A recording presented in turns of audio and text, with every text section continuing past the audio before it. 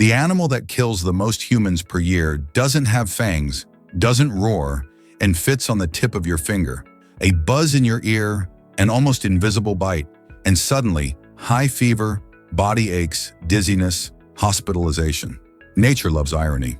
Many of the planet's most dangerous creatures are small, discreet, and go unnoticed until it's too late.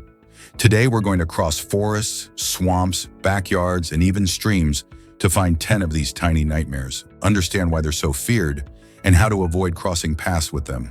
Stick around till the end, because the list has surprises, including a number 1 that looks like it came out of a strange movie, but it's real. In 10th place, the Tsetse fly. At first glance, it's just another fly. In practice, it's a vector for a problem that breaks your body down from the inside.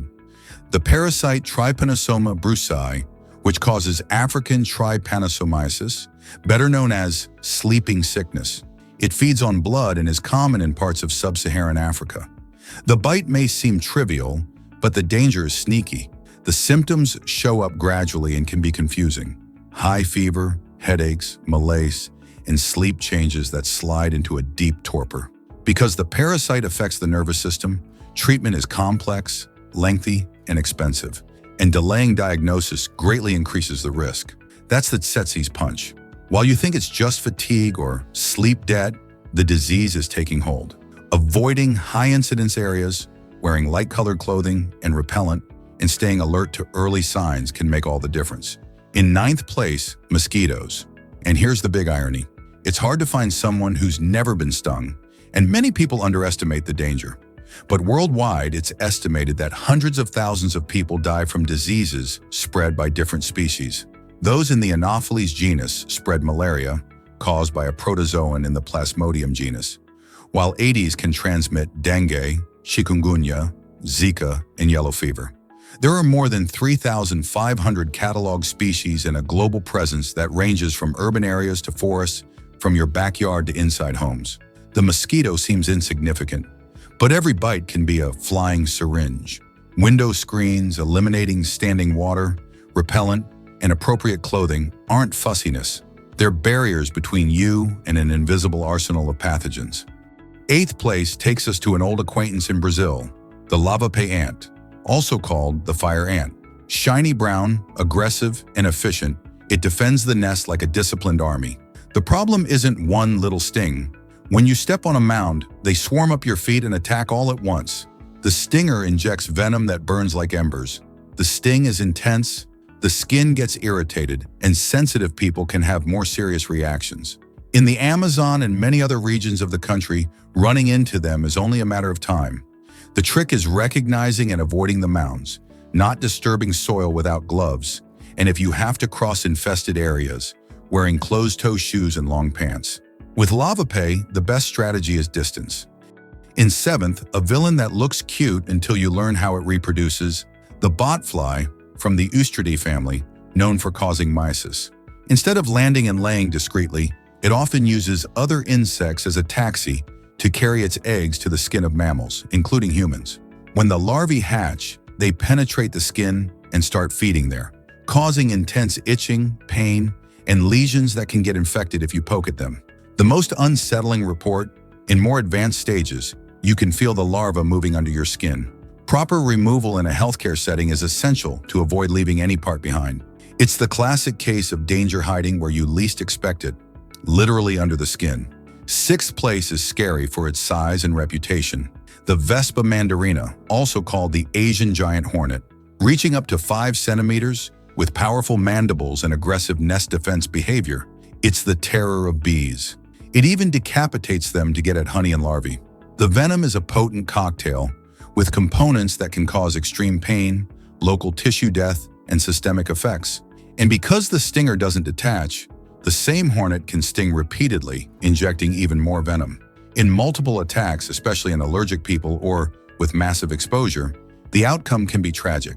In countries like Japan, there are annual reports of deaths linked to swarms. Find a nest, prudence says back away. Bravery isn't an antidote. 5th place belongs to the oblique caterpillar, Tatarana obliqua, the larval stage of a moth native to Brazil's tropical forests. It's beautiful, with striped patterns in green and brown, and that's exactly where the risk lies. The body is covered in urticating bristles that act like microscopic needles. When they touch your skin, beyond the sharp pain, they release venom that can stop blood from clotting, causing bleeding gums and, in severe cases, kidney problems, brain hemorrhage, and death. Since 1996, Brazil has produced a specific anti-venom, anti-Lonomia, for envenomation cases. The recommendation is clear. Don't touch fuzzy caterpillars, don't sweep dry leaves with bare hands, and if contact occurs and you develop severe pain or bleeding, seek medical care immediately. With this caterpillar, curiosity can be costly. In fourth place, a necessary little cheat. Ticks aren't insects, they're arachnids, relatives of spiders and scorpions. But ignoring them would mean turning a blind eye to a serious problem. There are more than 800 species and many carry dangerous microorganisms in their saliva, viruses, bacteria, and protozoa that pass to the host during the bite. In South America, the star tick is known for transmitting the bacterium that causes spotted fever, a severe disease requiring rapid diagnosis. They hide in crevices, blankets, the fur of pets, and areas of tall vegetation. Prevention includes checking pets regularly, keeping the environment clean, wearing long pants on hikes, and learning to remove ticks with tweezers without squeezing the body so you don't force more infected saliva into the skin. Small, discreet, and still dangerous. Third place goes to the kissing bug, a hemipteran in the Triatominae subfamily, found in Brazil and much of South America. It's hematophagous, it feeds on blood, and is nocturnal. Many bites happen while a person is sleeping, in wattle and daub houses, in wood crevices, or in places with lots of debris. The bite itches, the skin gets irritated, and that's where the bigger risk occurs. Chagas disease isn't transmitted by the bite itself, but by the insect's feces, which carry the protozoan Trypanosoma cruzi. When you scratch the site, the feces enter through the tiny wound, mucosa, or small cracks in the skin. The result can be a silent infection for years with serious heart consequences down the road. In second place, another exception that deserves a spot, the black widow spider. Technically not an insect, but few tiny creatures command as much respect. The female has an unmistakable marking, a reddish hourglass on the abdomen, and a powerful neurotoxic venom, latrotoxin. The bite is a sharp jab followed by burning. Then come cramps, sweating, nausea, abdominal pain, and in some cases, changes in blood pressure and heart rhythm. While it's rarely fatal with proper medical care, the experience is anything but trivial. The black widow isn't aggressive by nature. It strikes when it feels threatened. For example, if you stick your hand into a glove or a dark corner where it's hiding. The tip is simple. Wear gloves in sheds and gardens. Shake out your shoes before putting them on. And if you identify the spider, respect its space and yours. We reach first place with an unlikely champion, the giant water bug. It's odd, large, it can reach nearly 10 centimeters, and above all, it delivers a sting so painful, it's gained worldwide notoriety. It lives in aquatic environments, lakes, marshes, riverbanks, and hunts there too. Small fish, tadpoles, and other insects. The most curious thing is its reproductive behavior. The female glues her eggs to the male's back with a sticky substance, and he's responsible for carrying and oxygenating them until they hatch. It's bizarre and fascinating at the same time. The sting, however, doesn't inject venom dangerous to humans. The problem is the searing pain, often compared to an electric shock to your toe. No wonder they're nicknamed toe biters, and that trend on social media showing hands full of little holes supposedly from giant water bug eggs? It's makeup and a visual trick that plays on trypophobia.